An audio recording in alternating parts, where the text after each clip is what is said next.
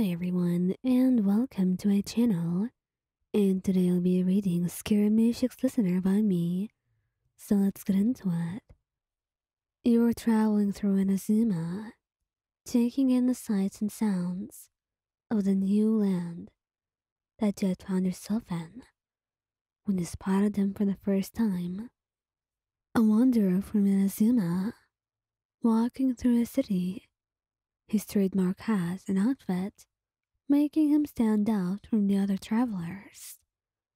And as you watch him from afar, you couldn't help but be drawn to him, his unique aura, and the way he simply stood out. He looked too beautiful, to be honest.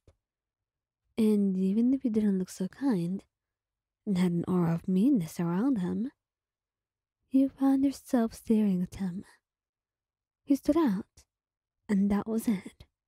Maybe it was the way he carried himself, the confident stride in his step, and the glint in his eyes that suggested that he was always 2 steps ahead of everyone else. You had no idea how to approach him, but it didn't seem like you had to try in the first place.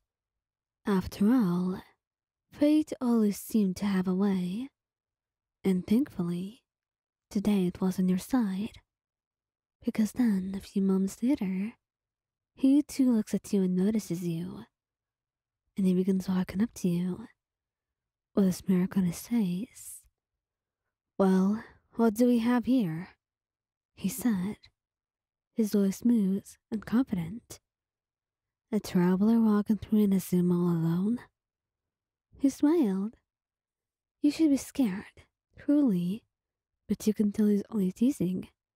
There were no ill intentions behind his words, and that much was clear. "Yes, I'm new here. I'm just exploring the land, taking in the new sights. It's beautiful, isn't it? I could just stare at this forever." And you didn't know whether he meant staring at the land or his face. Honestly, those could work.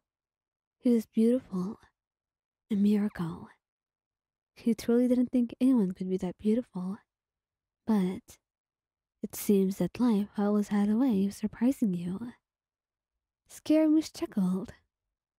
"Well then, allow me to show you around. I know all the best places in Inazuma." And over the next few days, Scaramouche showed you around the city, taking you to hidden alleyways, quiet cafes, forests, and probably anything that you could ever imagine.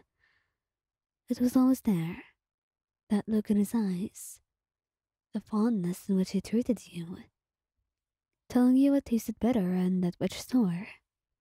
He just had expertise and a lot of knowledge, and he was willing to pass it on to you. If he was going to be honest with himself, he had no idea why, but you're interesting to him. The look of innocence on your face, the kindness that he so freely showed when you shared the food with him, how you treated the children, everything about you. It was simply too kind, too loving, and almost unreal. And perhaps that's why he was falling in love.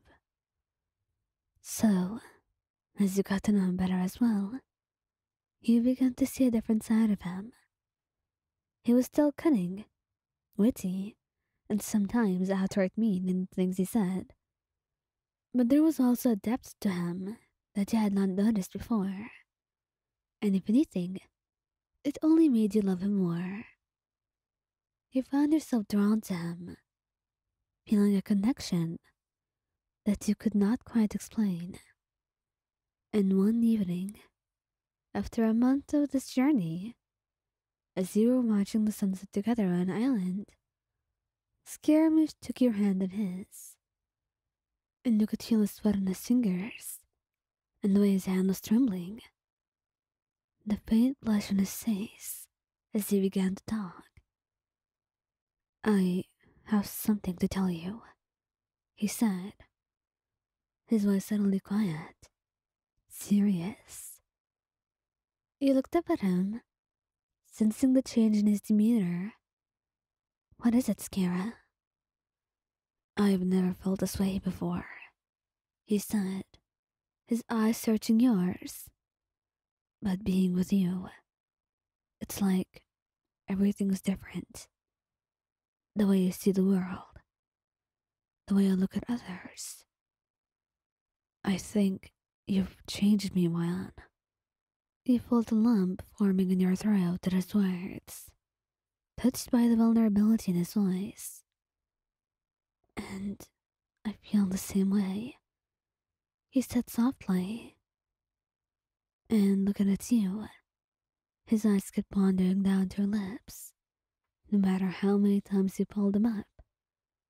And that's when he knew. He couldn't control it. He leaned in, his lips brushing against yours in a gentle kiss. He felt a rush of emotions right then, and kissed him back. And you could see the tears streaming down his face. The first time he had cried in centuries. He pulled away. Looking at you was a mix of joy and disbelief. I'm so lucky to have you, he said, his voice barely above a whisper. You've changed me, Ryan. Made me feel some things I never thought possible. He smiled, feeling a warmth spreading through your chest at his words. And I'm lucky to have you too, he said tearfully, tiptoeing and reaching with your hand to wipe away his tears. The two of you staring at each other in pure happiness and bliss, knowing that you were meant to be. Together, you held hands, watching the sunset over Inazuma, the beginning of a new night, one that was going to be more different than any other. And right then, you had felt a sense of belonging that you had never experienced before. And as you walked away, hand in hand with Scaramouche, you knew that your adventures in Inazuma would always be a little brighter with him by your side. And eventually, you would tour all over Teyvat, and it will be much easier traveling with him, your lover, who is willing to help you and love you the same way you loved him back.